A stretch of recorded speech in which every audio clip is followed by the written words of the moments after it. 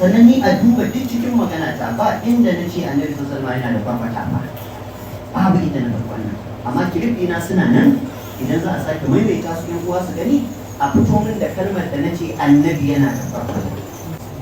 bai za ka cimma dan Allah dan annabi dan ka ce manzon Allah sallallahu alaihi wasallam ana duba masa kai ko a kwarkwata. In mutum bai kudurce wannan ba dan Allah dan annabi me wannan ya rage shi a imaninsa, me ya rage shi a zama wasu musulmi. Akwai abubuwa da yawa da suke raga al'umma a zama wasu musulmi. Mun da yake kula da tarbiyyar ƴaƴanmu kansa mun kasa da yawa. Irin wannan a tsaya dan Allah fito da al'umma, a maimakon irin wannan janyo maganganu da za su dawo kace na ce wasu su musu mummunan fahimta a zo ana rigima. Shi muke ta kokarin wallahi a kauce abin da ya sa kaga wannan zaman da kai kenan ni dan kokarin a kauce wannan. Shi yasa maganar da ba wani abu ta zama dole a ambata ba dole ne a kudirce ta ba. Ai da ake cewa wanda ya ruwaito zagi ba shi ya zagi ba, magana ce da yake akwai gyara a kai. Ko a Hausa ana cewa akwai magana da ake faɗa a Hausa wadda take nuna in ka kawo min cewa an zage ni to gaskiya kai ne ka zage ni. Amma tuntuni ka Abu Zuhair yana faɗa fasami uzammi sharikul lahu wa mudimul makuli kal akili. Duk wanda zai faɗa ma cewa an ce ma kaza ai kamar shi ya faɗa ma. Maganar Allah wannan ibada ce mu faɗa, maganar manzon Allah sallallahu alaihi wasallam ibada ce mu faɗe ta, amma in za mu faɗa din ma ko da wannan sai an san yadda za a faɗa, yadda ake ta bayani a kai. Yanzu idan wanda yake Kirista ya ji ka ce ai ana zuwa annabi sallallahu alaihi wasallam farfata ya faɗi magana ƙari akan wannan wa ya jawo a gaskiyar lamari kaga kai ka ja kuma wannan. Yanzu dan Allah dan wani musulmi bai kudurce cewa ana haka ba ga manzon Allah, me ya rage shi a imani? Akwai abin da ya rage shi a imani? Akwai abin da ya rage shi a musulunci?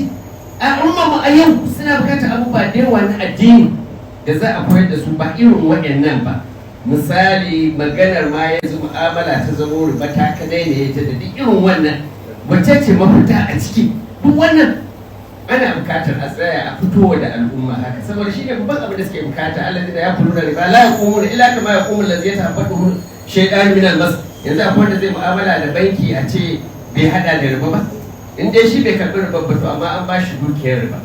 To kamar yadda malam ya faɗa, magana nasiha ce gare shi a kan hankali. Tunda da Allah ya sa ya yi amfani da usulubin da wasu malamai suke da wasu ke wannan magana a wani usulubi ya amfani da shi wanda ya tada hankali har wannan magana ta taso. Shi ne kadai ake son a ja hankalinsa cewa ba da abin da ciyawa lauje ya jawo ba shi ne ciyawa, ba duk karatu ba sanda malami ya zauna ba duk abin da ya gane yake gaya mutane ba, a'a yana faɗin me nasa fahimta da zai amfani da shi. Usulubi muke magana, ba wai magana akwai ta a littafi ko babu ita ba wai an inganta ta ko ba inganta ta ba wannan muke magana ba.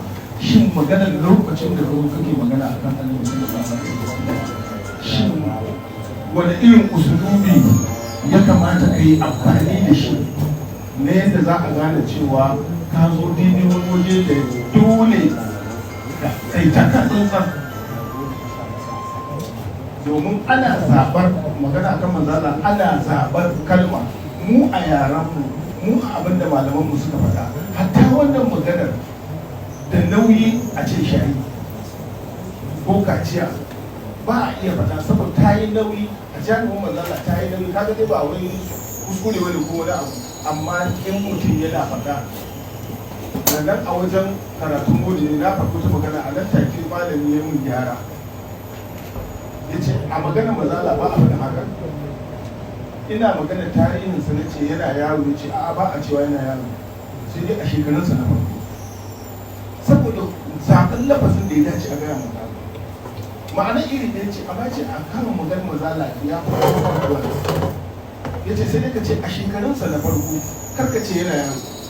Domin ya tambayi Abbas, ni da kai waye babba? Ya ce kai ne babba amma ni aka fara haihuwa, saboda iya magana da Annabi sallallahu alaihi wasallam. Saboda haka duk maganar nan ba mu zauna don wani malami ne ya faɗa ba, wani malami ne bai faɗa ba, waye da waye bai yi ba shi ya zo da magana. Magana ce na mu fahimtar da kai cewa ka yi amfani da usulubin da bai dace a janibin mazala a lokacin da ake magana akan mazala, wannan usulubin bai dace ba. a yi amfani da wani usulubin daban wanda ya dace haƙƙin annabi sallallahu alaihi wasallam. yanzu maganar da ne maganar tanwirul hawali imamu zarqani ne faɗa a shirin muwadda. imamu zarqani shi ya faɗa ya ce tafsirin asbu din nan ba wai tana duba kwakwata ba ne kawai ma'anarsa, akwai ma'anar at-tanzil, akwai ma'anar at-tanzil. saboda haka zaka zaɓi cewa a fasarorin nan wacce ce ya dace a gaya annabi sallallahu alaihi wasallam. amma usulubin shi kullum Allah yake nuna mana cewa musamman akan haƙƙin manzala dole a yi usulubi mai kyau. Ibn Taymiyyah a cikin littafinsa As-Sarimul Maslul ya fada ya kawo misalai da yawa cewa wani ana kwatanta manzala sallallahu alaihi wasallam, ana kwatanta sifar manzala sallallahu alaihi wasallam, sai ya kwatanta shi da wani mutum mummuna. yace wai magana wani kuke yi, magana wani kuke yi. Ibn Taymiyyah a cikin wannan littafi ya tabbatar da cewa wannan mutum ya yi laifin da ya wajaba a kashe shi. Ibn Taymiyyah ya nuna cewa wanda ya danganta manzala da kazanta wasa, duk wanda ya danganta da manzala da kazanta to ya wulakanta annabi sallallahu alaihi wasallam. Annabi sallallahu alaihi wasallama a hadisai yana wanka, yana wanki, yana shafa turare, amma tozartawa ne, rashin ladabi ne ka ce ya yi wanka ne don datti ko ya shafa turare ne saboda wari ko ya yi wanki ne saboda kazanta. Kuskure ne, haka yi kawo a cikin littafin. saboda haka alga ta mana duk maganar da muke wallahi duk zaman nan ba zaman da muka yi cewa shin hadisin nan ya inganta ko bai inganta ba, ya kawo ta da kanka ma ka daina maganar da muke yi shin usulubin da kai amfani da shi ya dace ana maganar mazala a yi wannan usulubu, sannan kuma shin abin da mutum ya yarda da shi shi kadai ne daidai, da abin da bai yarda da shi ba daidai ba ne, kun shi ne kadai magana. amma ba magana ba ce ta waye inganta shi, waye daidaita shi, waye kore shi, waye tabbatar da shi. ba mujadala ba ce. in dai an yadda zai iya yiwuwa a nuna masa cewa inda yake tsaye nan ba wani tsaye ba, kuma shi bisa adalci zai iya karɓa an gamsar da shi cewa inda yake tsaye ba wani tsaye ba, to wannan ba za ta tabbata ba kawai daga tambayar shi ya bada amsa a ce a shi. ina ba ta amfani.